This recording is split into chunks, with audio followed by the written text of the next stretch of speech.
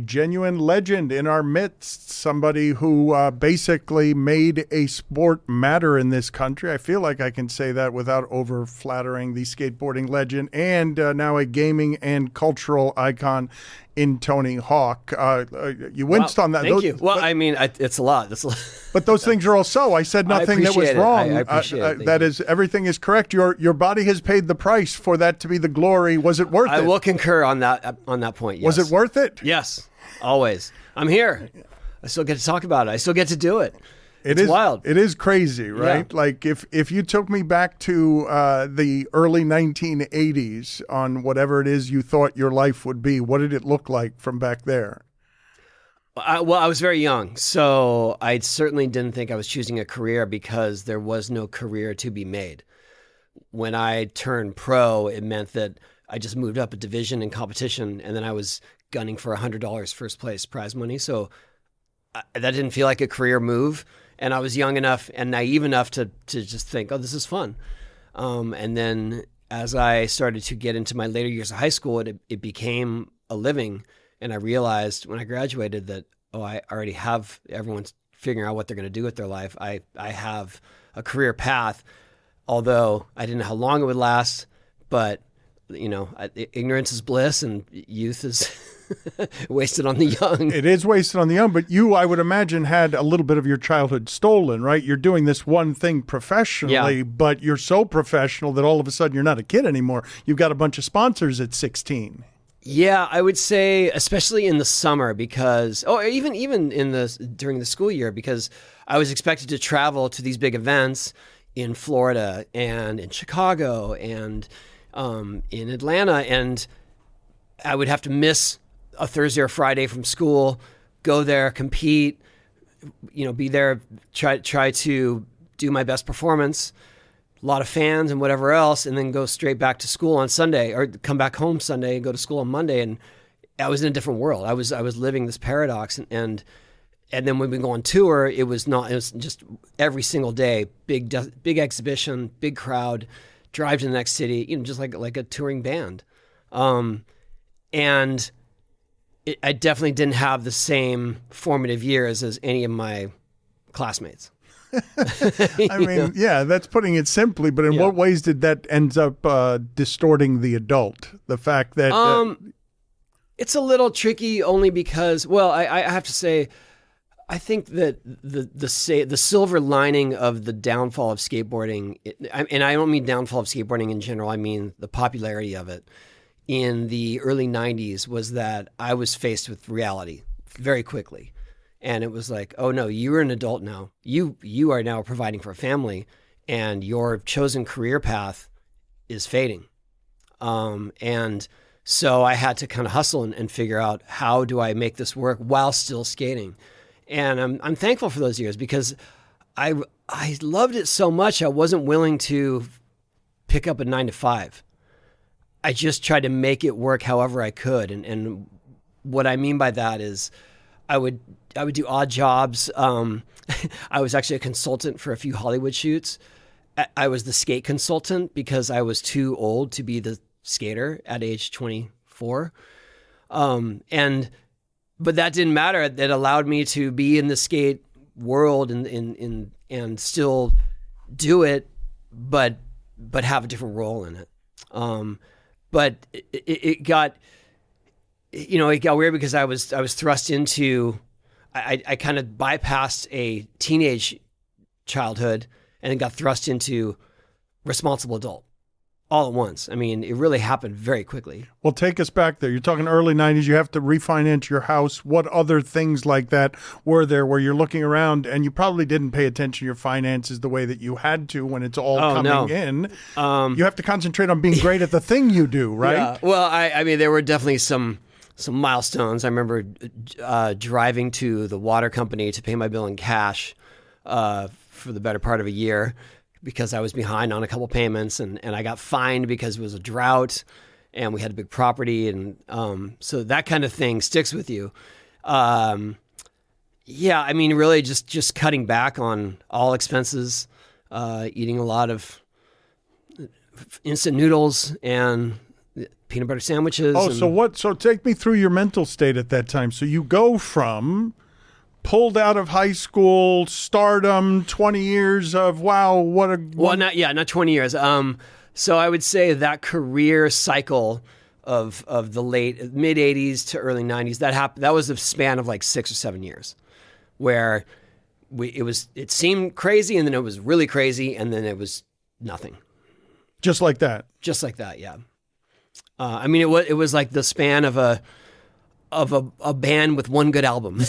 You know, we toured on it, and I don't mean that in the sense that my skills were fading or anything. I just mean that no one was interested. And kind of regrouped. Yeah, like you said, I had to refinance my home. I ended up selling it for what I owed the bank, and moving into a more modest place and just kind of saving. But how scared were you, and how much were you looking back with regret on, wait a minute, how did this all end? I didn't expect this was going to end here. Yeah, I don't know. I guess I had the inkling that it wasn't going to last, only because I had lived through the first wave of popularity of skateboarding in the 70s. And that's when I got into it, was when it was popular. And when I really fell in love with it is when it dove in popularity. But I didn't care because I was young enough and I was naive enough that the skate park near me was still open. I can still go there whenever I want. I'm still learning these tricks. That's enough for me. And then I realized that, this is dying in popularity because that skate park closed. And then I ended up localizing a different park, and I got very lucky in that was one of 2 skate parks open in the U.S. in those years. And do the X Games, are they the thing that help all of that readjust in a way where the popularity then returns? That's about 95. 95, yeah. I would say that was definitely a catalyst, yeah. The years 92 to 95 were very tricky to make a living as a skateboarder or having a skate company. It just wasn't popular. Parks couldn't afford liability insurance, skate parks. So everyone took to the streets. That became the movement. That was kind of not my style, obviously. So I ended up starting a skate company in those years and getting more of a street team, so that I could still be in the industry and I could facilitate them with opportunities, hopefully, because of what I had learned. But it was tricky. I mean, I guess I don't think of those years as such a struggle. It was just more of a learning process. Well, it sounds like you were confident throughout, and I guess to do what it is that you did in general, you weren't doing a whole lot of measuring of consequences. You're almost not allowed to doubt the way that you're built, given what it is you've done. For like, how much doubt? Yeah, I didn't. I never thought of dire straits. I never thought of what happens if this doesn't work. What happens, because I guess just through skating, you learn perseverance. And if there's one thing it teaches you to get back up. So yes, I was hitting all these setbacks in terms of livelihood. And, in a lot of ways, how do I navigate all this? But at the same time, I got to skate. I mean, we went on tour, let's just say 1993, we went on a team tour. We were driving a van, beat up Toyota van that was our delivery van. There were 6 of us. We're going to different skate shops throughout the U.S. We would skate in a parking lot, and they would set up some wooden ramps or curbs or whatever they had. We would skate maybe for anywhere from 40 to 100 people. And then we would beg them for $300 so that we could get a hotel room, gas, and food to get to the next place. And all that sounds like a struggle, but at the same time, we got to skate. We were having a blast. We all shared in one hotel room, and we would go out skating at night, shooting video, street skating in these new towns. I mean, it was all sort of, I guess it was sort of magical. I don't know. It was. If I asked you for a quick snapshot on when you were happiest any time in your life, would it be around there or would it be somewhere else? No, it'd be somewhere else, but definitely I was, as far as I was concerned, I was living the dream in those moments. that was the best you could hope for in skateboarding. And we made it work.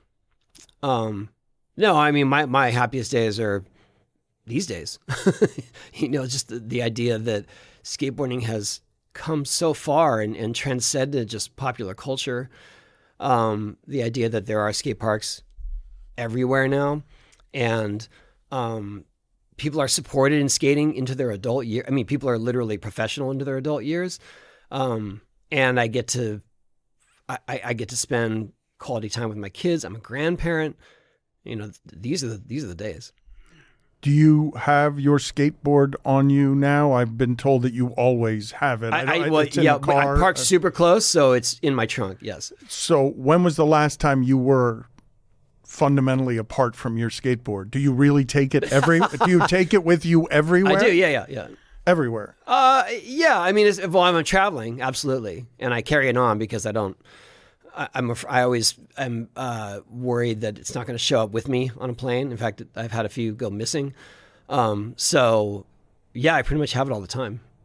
It's funny because I parked far enough where I was like, I guess I could skate. That was only a block away. And I was like, that seems a little obnoxious and excessive. Well, it would be great. That would be great if somebody could driving and see Tony Hawk just skateboarding a block on. There's that element too. But this guy saw me between my car and here and stopped me for a photo. So I guess that did happen anyway.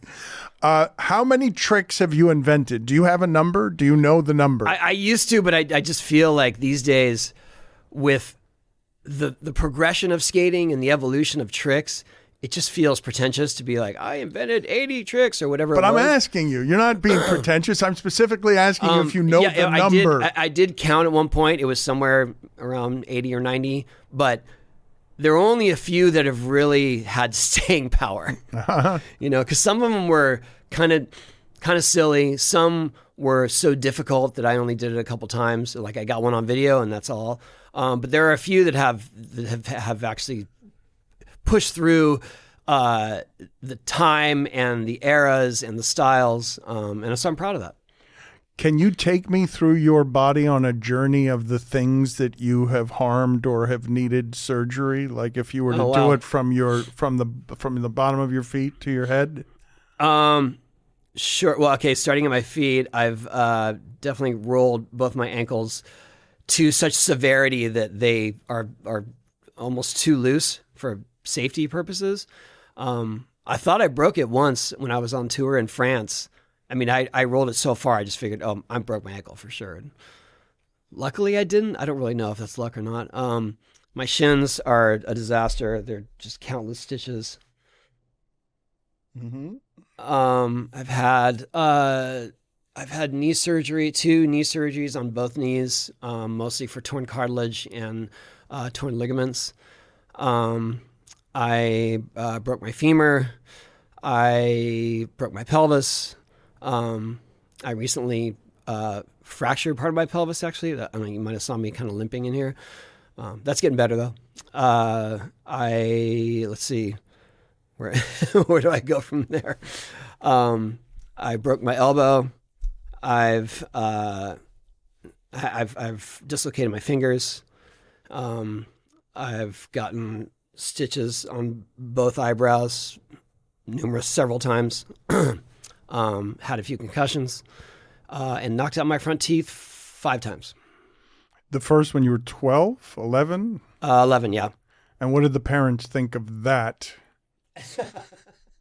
I got lucky because my parents, I have 3 older siblings who are much older than me, and all were raised in the 60s and 70s. And so they had been through a lot with raising kids and defiance.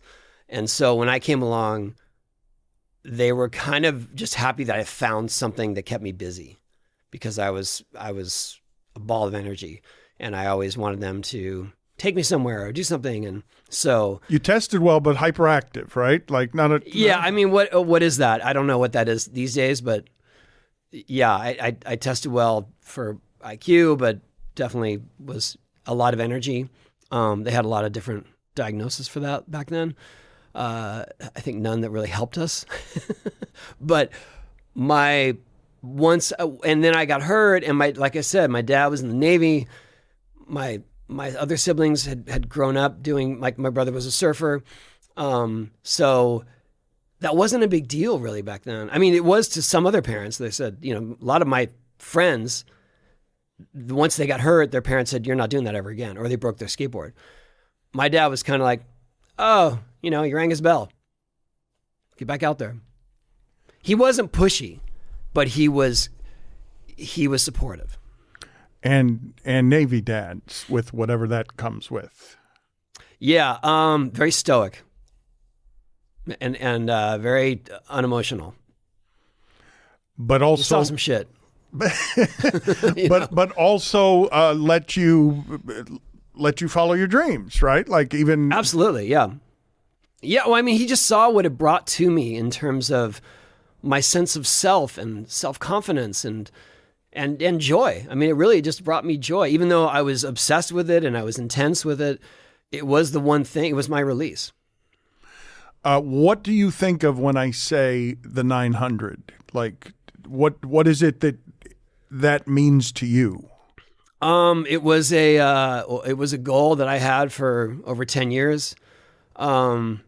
It's weird now because when you see skateboarding, I mean, I just watched, there was an event, a competition literally yesterday, and this one kid, and he literally is a kid, I think he's maybe 14 or 15, he would go down the starting ramp and start his run with a 900.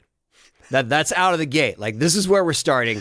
I should tell people that's two 360s and a 180. Two and a half. Okay, yeah, two 360s and a 180 is what I was saying. Yeah, two 360s and 180. It has become standard, but there are dozens of people that can now do it. But for me, I did my first 720 in 1985. And that was a step forward because the year before someone had done Mike McGill had done the first 540 backside.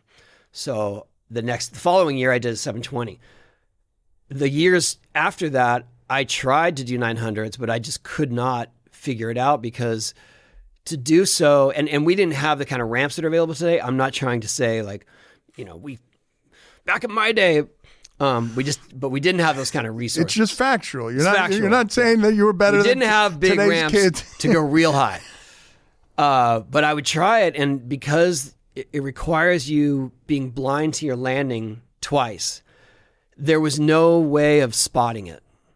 And so you had to go literally on blind faith that it's going to work, and that if you let go and you stand up, you're in the right place. When I finally got the courage to try to land one in 1996, I fell forward and broke my rib. Oh, I forgot that there was another injury. You forgot. I bypassed my ribs. So I broke my rib and kind of put it on the shelf because 1996, I'm not really making a living skateboarding.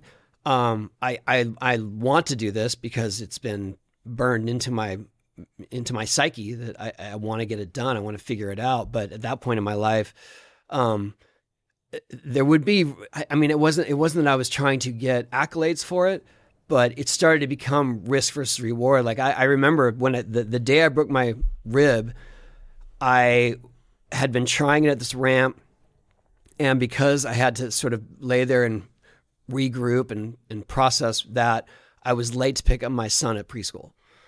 And for parents, when your kid's the last one at preschool, that sucks, you know. And the teachers just kind of like, yeah. So you sure there was some sort of sign there. It was like, what are you doing? Like, why are you risking yourself for this? You have someone that relies on you, and now you're late to pick him up because you're trying some dumb skateboard trick that can be tragic. Way to go, Dad. Yeah. You idiot. Well, I mean, I didn't really, I didn't think in such grim terms, but definitely there was a part there I was like, I don't really want to try this anymore because if I keep trying it, I'm not going to be able to skate, like do events or anything. Because I was still, yes, it was 96. Like I was doing some exhibitions in parking lots of amusement parks to make a living. And that was something. And I had to be healthy enough for that. So it wasn't until 1999 during the X Games Best Trick event that I actually figured this move out. As you go through all of this, are you always grateful when you're ending up in the parking lot of an amusement park and you used to be Tony Hawk? Or is some part of you lamenting like, ugh, this could have been felt more positive than this? Are you being made sad by any of where I don't it is? think so. You're just happy because you get to do it anywhere. I never was like woulda, coulda, shoulda. I was, or like an Uncle Rico vibe where it's like, I was the guy. I was thankful. I was thankful to still have some opportunity. That's great. But it just tells you what you came from in skateboarding, that any opportunity would always feel like an opportunity. And so you just have that hunger. It never gets fat. Yeah. I mean, I'd say I was definitely an outsider, especially in those years. Like Matt Hoffman, who is the legendary BMX rider, he had a whole competition and exhibition series. And at some point, he and I became friends, pretty fast friends in the early 90s. And he would invite me as the special guest skateboarder. And so I'm doing bike demos as the skateboarder. And then fast forward a couple of years, I was the guest skateboarder at rollerblade exhibitions, like literally for the company Rollerblade. And it was like, oh, we've got a surprise, this skateboarder you might know. An icon for cool, really, though. I mean, I was just happy to skate. Like always. Yeah. Can you articulate for us what it is about the connection between you and that board, what it is between this sport and you that feeds you spiritually? I think it was always the sense of freedom for me and the artistic expression, even though I didn't know how to articulate that when I was a kid. But honestly, it's the sense of control that I have. Like when I go skate, I'm in complete control of my movements, of my direction, of my moves, of how I feel. And yeah, there's obviously things can go wrong, mistakes can be made, or something goes amiss, but it's the one time in my life where I am centered, like completely centered and know exactly what is coming. And not to say that I don't embrace my life outside of that, or the surprises that come with it and the challenges that come with it. I love it. But when I'm skating, it's just a sense of calm. It's like, that's my zone. What's second place for you in terms of that is the place that I'm as present as I am when I'm skating? Oh, just having your kids. I mean, my wife and I, between us, we have 6 kids, 5 boys who are in their 20s, and my oldest is in his 30s. And then my daughter is turning, probably by the time this comes out, she'll be 18. And when they get that old, it's really hard to have a captive audience or to get them to agree to anything you're going to do. So when we have any of them around, my wife and I have this sense of joy that's just understood. We don't make a big deal about it. We don't try to scare them away, but there are moments where we're like, we did it. They're here. Look at this. And they want to be here. Riley's a professional skateboarder. Yep. How do you feel about that? It's fun. It's really his discipline is different than mine. He is more of a street skater, and even a park skater. So his techniques and approaches are different. I'm really proud of how he has managed to carve his own path and even curate his own audience in terms of the types of skaters that look up to him are not the types of skaters that think what I do is cool. And I think he was discouraged in his early years, especially his early teens, to have the name Hawk because it just carried so much weight for him. But he's managed to, I think, navigate in the best ways he could. It seems, though, like he wouldn't have had a normal life growing up as your son, given that he marries, Kurt Cobain and Courtney Love's daughter, and the wedding is officiated by Michael Stipe. Yeah, well, like that's not a normal thing. I don't think. Well, no, but that has nothing to do with my involvement. Mm-hmm. I mean, they met on their own, and now we have this beautiful grandchild that is at our house most days. and he's the most fun thing ever. When you mentioned the pelvic injury, that's the one that hurt the most, right? Physically, from among all of them? No, breaking my femur was by far the most pain I've ever felt.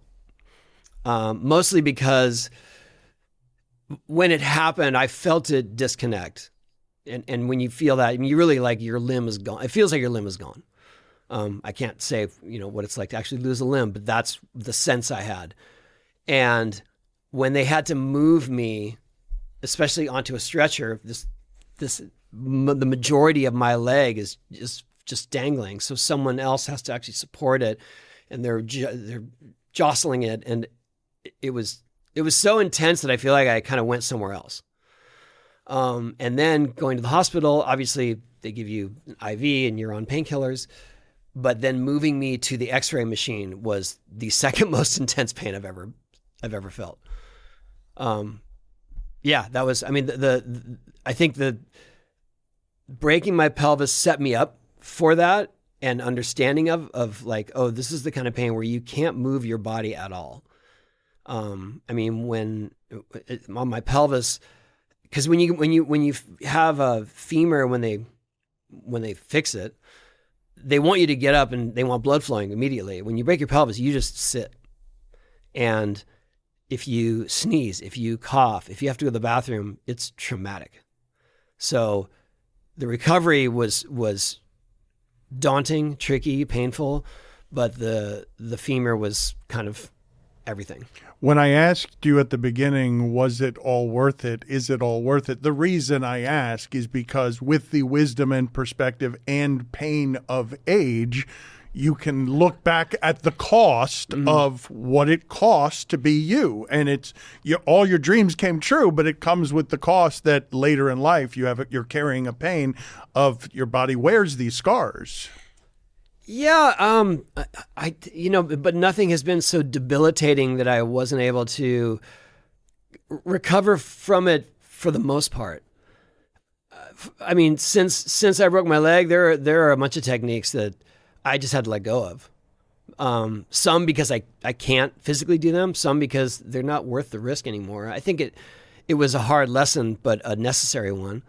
But yeah, I mean, I could have done without a couple of bad concussions and some silly incidents of just fucking around and finding out. There's stuff that I did, like I was on Wild Boys, the Jackass MTV show, and we were dressed up as monkeys skating because they had a chimpanzee that could skate. So they brought this chimpanzee to the ramp.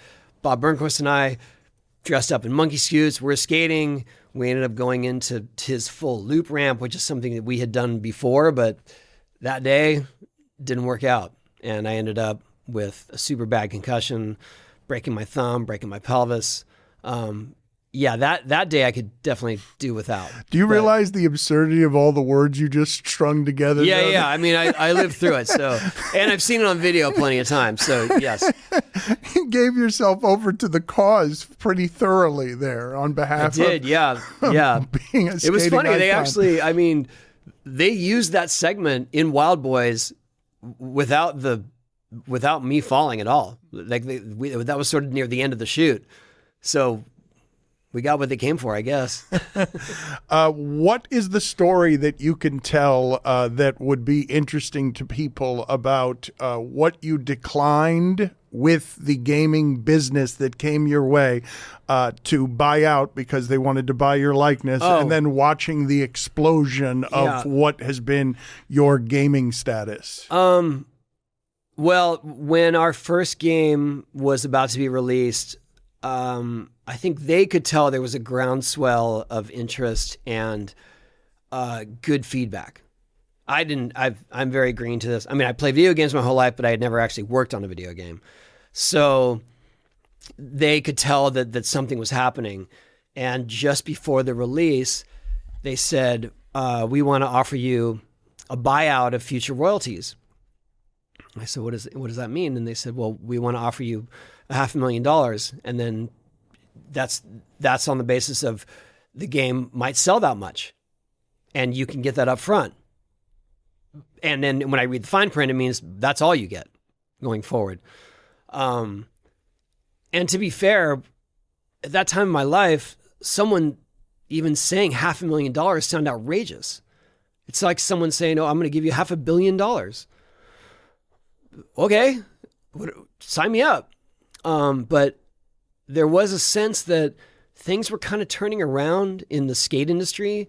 Things were definitely turning around in my career opportunities. I was doing pretty well. I had just bought a house that I could really afford the mortgage of. And I had my second kid at that point, and I thought, maybe I just let it ride. I mean, it seemed like an insane gamble, but I felt pretty secure. And so I did that. I said, no, I'm just going to see how it goes. And I mean, it was the best financial decision of my life, for sure. Is there a way that you can explain that without being overtly reaching into your private stuff? Just like, so you turn down $500,000 and that ends up being a decision. I mean, that the game changed my life. The royalties were absurd. At one point, we were releasing our fifth game, which was Underground, and the previous four games were still in the top 10 of all video game sales. So we had a good run. Okay, so they knew what they were doing when they offered to buy you out at that rate. Yeah, and you know what? I know, but I don't think they thought there was going to be sequel upon sequel upon sequel. I don't think anyone was trying to pull a fast one. They're a company, they're trying to be profitable. I am so thankful for my relationship with Activision. Like, there's no way I could sit here and denounce that they tried to do that. And to me, that was I guess it was more, that was a boost of confidence that maybe I needed back then, because everything was uncertain. The video game was uncertain. Our skateboarding's future was uncertain. Have you always bet on yourself? Yeah, I'd like to think so. I mean, I definitely don't just take, at some point, especially in the early 90s, I had to take whatever I could, but it wasn't like I was in a position to negotiate. But yeah, absolutely, because I didn't give in. But where does that never come give up from? on skateboarding. Where does that come from, do you think? Your willingness to bet on yourself? Stubbornness, obsessiveness, determination, all qualities I had as a kid. My mom, I mean, definitely there were other parents that were like, he's a nightmare, he's very difficult. My mom said, he's just determined. So that was my spin. I mean, that's what champions have, though, don't they? I think so, yeah, but sometimes at the cost of everything else in their life, their relationships, their whatever. But it's something it's really hard to turn off. That's all I can say about having that sort of drive is once it gets in you, once you know it works, how do you stop it? But that's the cost to being a champion, isn't it? Right? Like Drew Brees would say, and Drew Brees is great at what he did in a number of different ways, but not quite you or your equivalent at football in terms of reinventing the entirety of the industry. You have to be. It's lonely. That greatness is lonely. That you end up having to do a bunch of different things. That the cost is relationships. It's things missed. It's life missed. Sure, but there's another part of that because I had been through a wave of success and then a dip of success and challenges that came with that. Once it turned around, it was so hard to say no because I had been through the hardest years of doing what I'm doing, and so how could I ever turn anything down? And you get lost in that because then it's like, oh yes, going there, sure, this deal, okay, yeah, shoot a commercial in New York, let's go. Okay, yeah, I'm going to Europe for these events, and you really lose yourself in that cycle, which you can hear about bands, comedians burning out because they're just traveling and they're taking every opportunity and they're trying to record new stuff, and I definitely felt that, but at the same time, it was like I got to strike while it's hot. And it stayed hot for a lot longer than I ever imagined. But that's what hunger, that's how you stay hungry, right? Is in some ways never being satiated because you've arrived. Like, I don't know. Yeah, the hunger wasn't for more success. The hunger was skating. And I guess the irony of all that was that I was finally able to skate for myself and not just for fun, but really be creative because I didn't have to rely on it to make a living anymore. Which was strange because in those earlier days, everything relied on my skating and my performances, everything. And so I was skating even when I was hurt. I had to get back out there. And then when it wasn't the thing that I was doing to provide for a family, it became the most fun thing because I could just do it in any form and really test new techniques and new limits. And I mean, those days, I mean, it's like, I'd say my years of sort of 2005 to 2012 were some of the most creative.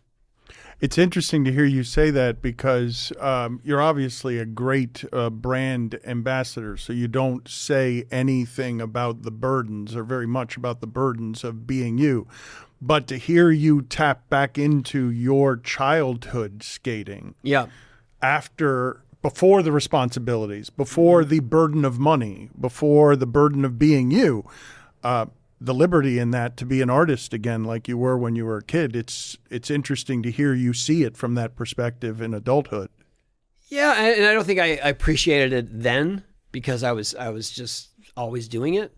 It wasn't until I got older and realized I'm not capable of these things, or they're far more dangerous than I ever acknowledged, that I appreciate it. So yeah, it's more in hindsight, but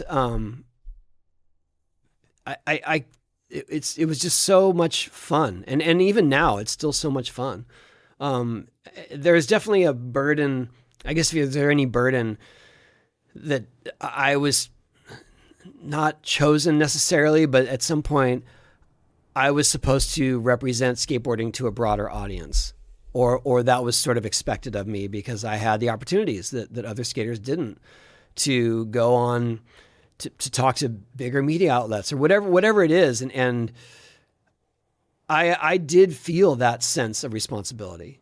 You know, I never took that for granted that, okay, yes, I will be here. Yes, I'm more of a half pipe skater. I'm more of this era, but this is what's happening in skateboarding.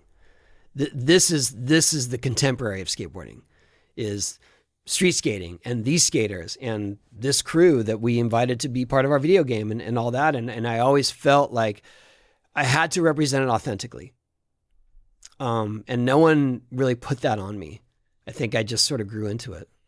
Because you loved it so much and because you needed it to flourish? I had too much respect for it as a whole than just being successful myself. I would say probably my mentor in that was Stacy Peralta. Stacy Peralta was always driven to represent skateboarding in the best light and show it to a bigger audience. He just never had a vehicle like I had with the video game. But how did you come to realize that it was your calling to be forever a salesman for the sport? Wow, I know. Because you love it. Because yeah, I don't think of it in those terms. I guess it's just more that I knew. I mean, in those days, and you know, these are just media examples. But I was invited to do Leno, and I was invited to do Letterman, and at some point, I felt the need to speak on behalf of the skateboard world, which was far bigger than me and far bigger than my accomplishments. I don't know what I can't explain. No one really planted that seed. No one said, oh, you know, with great power comes great responsibility. You have to go out there and do this. It was just more like, I just wanted skateboarding to be more, I just wanted there to be more awareness of it and for kids to be encouraged to do it. I think that was one of the big shifts, especially with the popularity of our video game, the popularity of X Games, is that parents finally encourage their kids to try it. In my day, like, I got lucky that my dad did, none of my friends' parents wanted them skating. It was no future. It was a bad influence. They're punks. They're trespassing. They're skating public property. And so it was like... It's counterculture, and you helped bring it to the mainstream. You are part of that bridge. I don't know if you blanched when I said salesman on behalf of the sport. You're a great advocate and activist on behalf of what it is.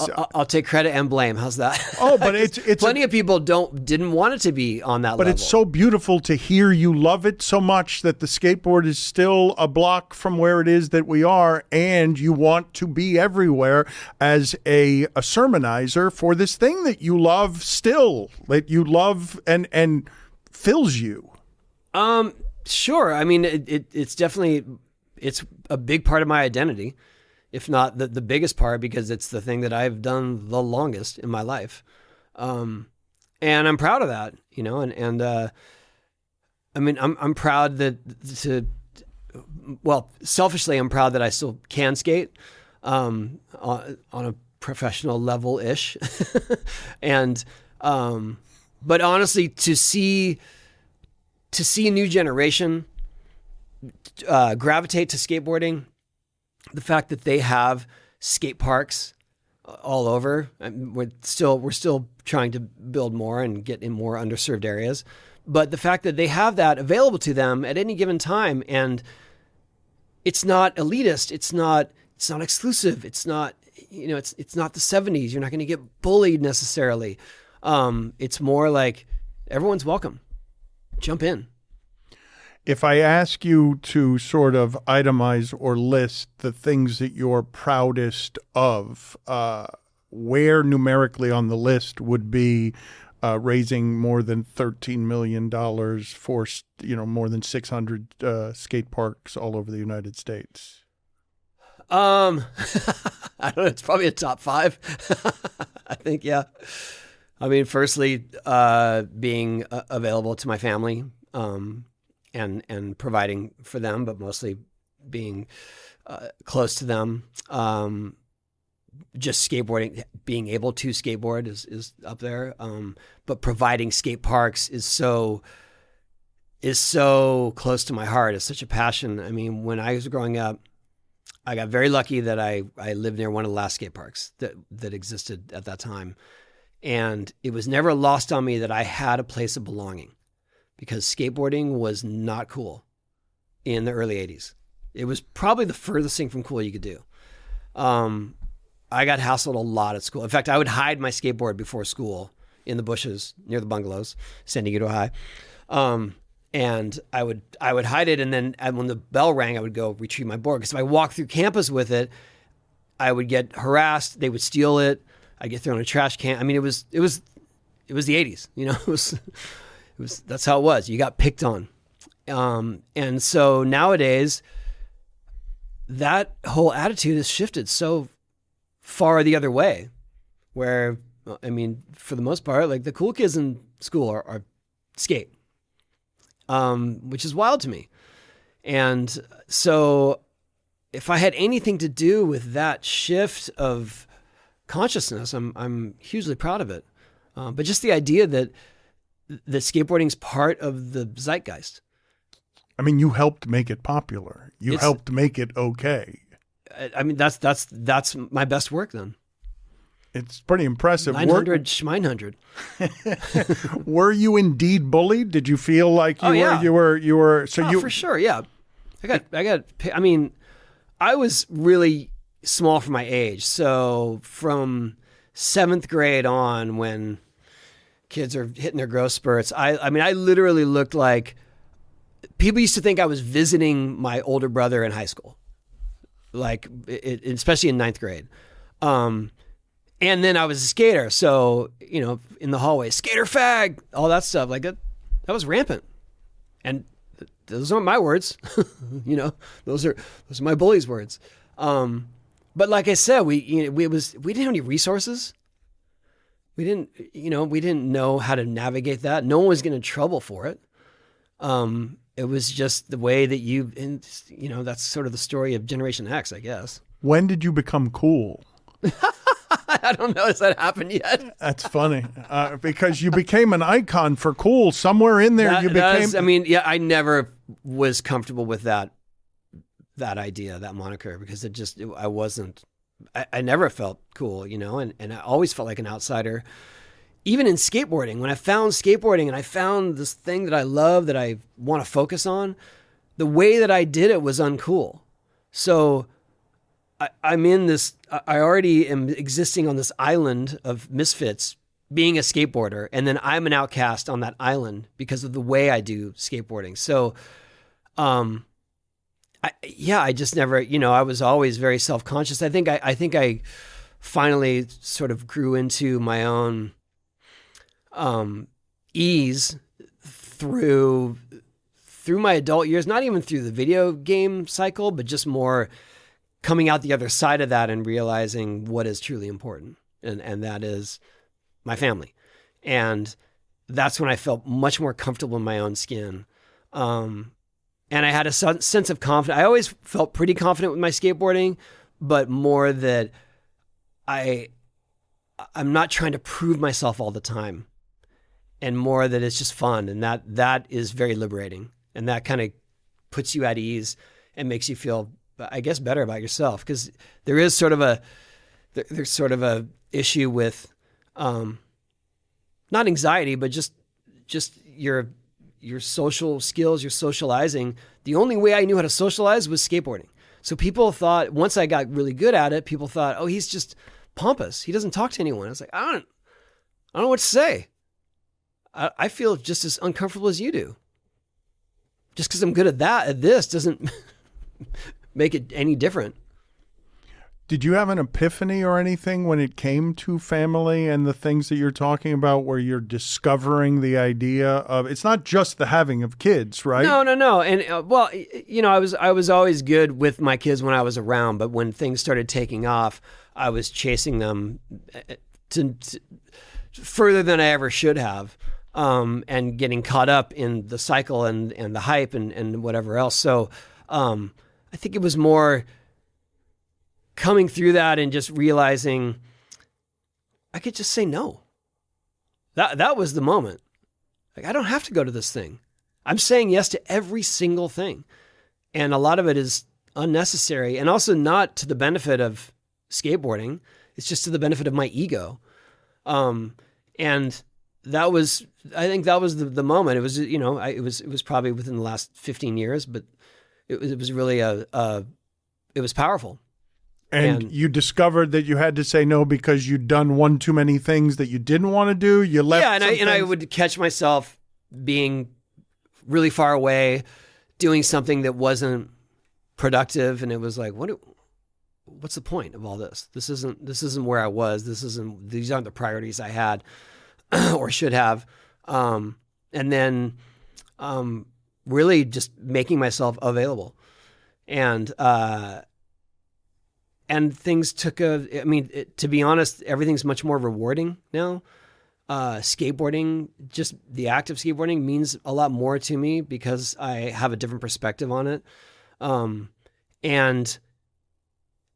knowing that my kids can rely on me for whatever it is they need, even if it's just being there. What's the different perspective that you have? Like, where did you come upon what you're talking about there, where you're expressing the wizened wisdom of an elder? It just comes with making poor choices, and to the point where you're making more poor choices than good choices, and recognizing that. And I think that everyone has their moment, their epiphany. Mine came gradually, then all at once.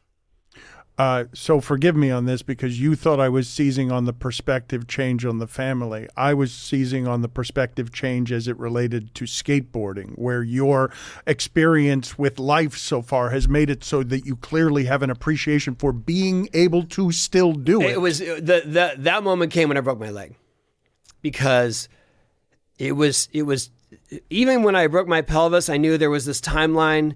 And I still had events planned that I was like, okay, that's the goal. I'm going to be well enough do this event. When I broke my leg, like everything stopped. And I think when I got back to it, I came back too quickly. I sabotaged my recovery. My bone never really lined up again. So I had to have it reset. I had to have a second surgery 8 months later. And once I had that surgery and realized that it all could be taken away from me so quickly like that, it gave me such a deeper appreciation for even being able to do it on a basic level. So that I think that's the answer is it wasn't just the day I broke my leg. It was the moment I realized that it's not going to heal properly.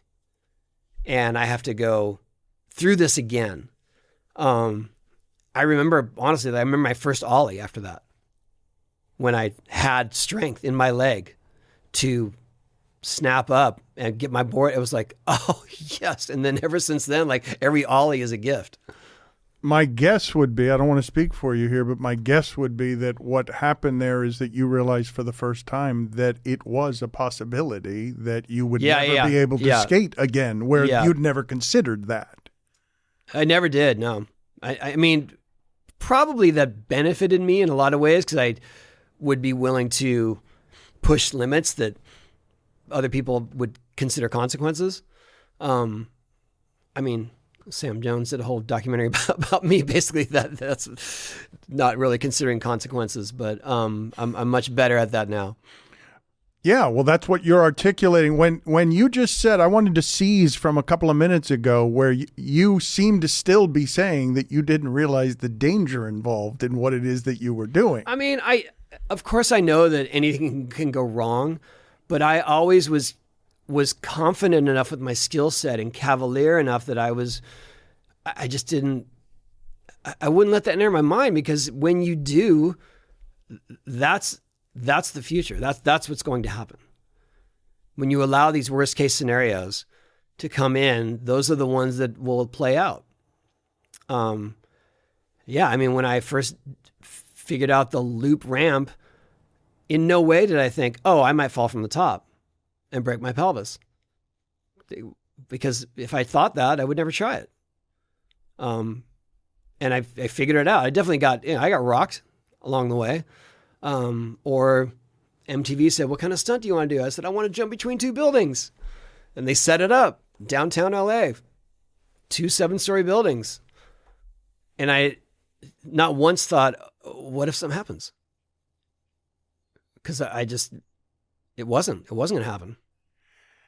I'm really not sure if you're supremely confident, courageous, or dumb when I ask the following question, because courage isn't the absence of fear. It's the ability to overcome fear. But it sounds like you didn't consider fear.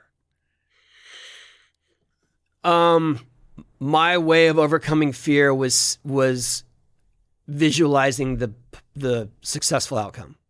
Always. It didn't always work, but in terms of, for instance, jumping a building, I'm going to get over it.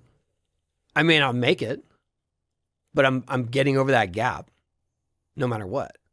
Or something with the loop or the 900. It was like, I'm going to get close enough to this that I can feel confident in trying to land it. How many times did you fail at the 900? Hundreds. I don't know about thousands, because it's such a violent crash when you try to make it and you don't, that you only get maybe 5 real good attempts when you're trying to learn it before your body just says no more. So through the years of 1994 to 1997, I would go through phases of trying it, but I would only get maybe 20 attempts in a session, because then I'm just beat up. The reason I asked the question is because there's no reason for you to have confidence that you're going to be able to do it if you failed 100 times before that. I always felt like it was possible.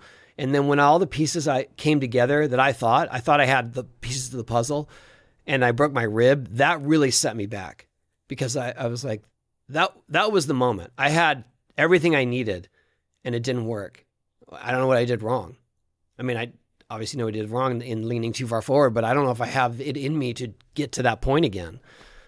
And so when the X Games, the 99 X Games came along, I had tried it a few times since then, and got somewhat close, but I didn't really have the drive or the desire to try to set it down again because of what had happened to me. And so when I got to X Games, the best trick event, I was not going to try that because that was not my best trick. I'd never done that trick. So how could I go forward with something that was unknown? So I had a different trick in mind. I made that trick halfway into the event. Then I had nowhere to go. And the announcer, Dave Duncan, who was the MC of the live event, not the one on air, but the one that was for the live crowd, he said, I bet he's going to try that 900. Like, let's see that 900. I'm like, oh no, I don't want to try that. Like, I haven't figured that one out. But I guess why not try it for the crowd? And somewhere around my third or fourth attempt, I had a consistent spin. I had consistent speed. The ramp was built better than any ramp that we had skated in those days. And I thought, you know what? If I'm ever going to try to land it again, even if I get hurt, it would be here, because this is the biggest thing we've ever had. And I've got my peers supporting me. I've got the support of the crowd. The time had ended, but I just wanted to make the trick. Like, I didn't think it was going to count for the event. And I remember thinking, all right, I'm just going to throw one down. And I threw one down and I fell forward again, but I didn't break my rib. And I got up pretty quick. And that was the moment that I knew I could do it, because I thought, I'll get another chance at it. And I'm going to shift my weight to my back foot as I spin. That's the key. And I did that. And then when I landed, I fell backwards. And it was like, I just got to split the difference. And then I made the next one. Where does that rank in terms of the best individual feelings you've ever had in any moment of doing this? That was definitely the best. That was my best competitive performance. And it was definitely one of the heights of progression and learning tricks that I could ever experience. I mean, I never expected it to be in front of an audience like that. When I first tried it to make it in 1996, I was literally on a ramp in a warehouse by myself with my friend shooting video on a high 8 camera. And then fast forward to 3 years later and it's live on ESPN. It was just absurd. And maybe you couldn't have done it if not for all of those factors pushing you into the air, right? Like all of that. I mean, I suppose there's definitely a synchronicity that I tried to do it so many times for a video or just for myself, and I just came up short, and it had to be that time. Do you think about legacy at all? I try not to, because it makes you feel so old, you know.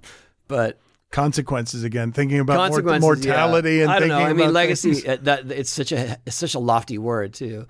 I hope my legacy is someone that brought more attention to skateboarding, represented it well, and provided more places to do it. That's the best I can hope for. I mean, you know that's so, right? It's not just Tony Hawk's Vert Alert that takes place in Utah this summer. It's also what we were talking about, the Skatepark Project. Skatepark Project, yeah. I mean, that's definitely my proudest work. Also, the idea that now that skateboarding is so prolific, that I'm drawing more attention to this discipline of skateboarding, which is vertical half-pipe skating, because that's still one that I think is underappreciated. It was almost gone from the X Games when they brought it back. I'm campaigning for it to be in the Olympics. It won't be in LA because it has to go through a different process. But I feel like it is a valid part of skateboarding, and one that crowds appreciate, one that even skaters themselves appreciate. And so that's what I'm doing with Vert Alert. We started this competition when there were very few Vert events 6 years ago. Yes, it's in Salt Lake City at the Huntsman Center, August 21st, 22nd. It's free to the public. It's the best vert skating, the best vert skaters. But since we started that, a bunch of other events have come to pass, and I'm really proud of that. In fact, like one I just watched last night, Vert's back in the X Games. They have a series called Jackalope. There is a series coming up in Brazil called STU. Like that's, for me, that's more of my selfish legacy, is that I was able to help vert skating get back on the map. What would the 17, 18, 19-year-old you say if I told him from what is now Tony Hawk's adult perspective, you're not going to believe what unspools in your life here over the next 3 or 4 decades? I'd say, you mean when I'm 30? Yeah, right. Yeah, you weren't thinking that far ahead, No. right? No. You didn't think that you'd be this age to be able to even look back on it. I remember Thrasher printing a photo of Mark Lake, who was a legendary skater from Florida, and I was maybe 20, and it said Mark Lake 30 and still ripping, and I remember thinking, wow, he's still skating at 30. That's wild. When did you get more comfortable no longer being shy or uncomfortable in front of microphones, or just whatever the discomforts were at the beginning that you had with fame? There wasn't some aha moment for that. Just gradually figuring it out and realizing that this is what will be expected of me, especially with video games. I mean, I was going on press tours. Like I was going to Australia for a week. I was going to the UK, all over Europe, and being interviewed endlessly. And I think I just got used to that. How long were you bad at it, or shy or uncomfortable? Did you feel shy and uncomfortable? Oh, yeah. I mean, all that stuff's documented. But if you look at the interviews of me in the 80s, like I was not good. No? I mean, but also I was very self-deprecating. I think there was one interview where I said, who's your main competition today? And I say, I think I'm going to have a hard time beating anyone that entered this contest. You didn't like the process though, right? That's not what you were there for. You weren't there to talk about it. But also we had no guidance. I mean, we had no one to look up to that had already made these things happen and was good at it. It was like, I don't know. What do you want me to say? I'm here to skate. Why are you interviewing skateboarders? Nobody ever interviews the skateboarders, right? Yeah, because you're speaking of the most primitive of times. You're really talking like the original caveman of skateboarding. I suppose. I mean, but I was just really young too, and I was so intense with competition that it was like, why do you want to talk to me? This is what's happening. This is my thing. I mean, there was one event where I don't think I was really happy with my skating at the time. And I was just sort of bitter about the event and how I was feeling. And they said, how you feeling today? I was like, I don't feel like skating. That was my interview. Cool. It's a shitty interview. Yeah. Oh, yeah. Thanks for the soundbite, Tony. Good to see you. You never hear an athlete do that when they're talking to him. Yeah, I don't feel like doing this today. And also, my sponsor was like, "Great, glad we flew you out here." Yeah, and you were just feeling moody that day? You decided to be honest. I think I just wasn't happy with my skating, and I was always my worst critic. You are obsessive, right? You would have to be. Yeah. And in order to be the kind of great you were at what you were doing, you have to be compulsive, or still are, really. Your body can't do the things that it did, but you have to be compulsive as like a sculptor, right? I didn't have to be, but I was. And I didn't know any other way. And I think what I missed in that process was the camaraderie that everyone else felt, because we were all suddenly thrust into a spotlight and traveling the world, and everyone's having a blast. And I'm just like, I have to do the best I can do. I have to I have to learn new tricks. I have to figure out strategy. And I was locked in. And I mean, definitely it saved me from falling down a party route. But at the same time, when I look back, I wasn't really one of the guys. I was sort of on my own island trying to figure this out. Is it because you were more competitive than they were? I just thought I had to prove myself at every turn, because when I was growing up, especially at events, I felt like no one likes what I do. They don't like the way I do it. And so I have to step it up. And then when I got sponsored by the Bones Brigade, there was a lot of talk like, that kid, Bones Brigade. So I was like, I have to prove myself to be on this team. There were always these stepping stones that was like, well, I have to prove myself worthy of that. But it was still joyful, right? You were just an outsider from. It wasn't a team sport. It was intense for sure, but it was the most fun was skating. I mean, honestly, the most fun for me was the day after a contest, because all that pressure was lifted and I could go try new tricks. And so I was back on the ramp or in the pool the next day. That's funny to hear you say that, though, because that's adding expectations, pressures, money, commerce, all of it to it makes it less pure than what it is that you love. I mean, at some point it drove me away from it, yeah. Thank you, Tony, for the time. Thank you for the work. I will tell people again, Skatepark Project. Check out everything he's doing at TonyHawk.com. Thank you for spending the time with us, sir. Thanks for having me.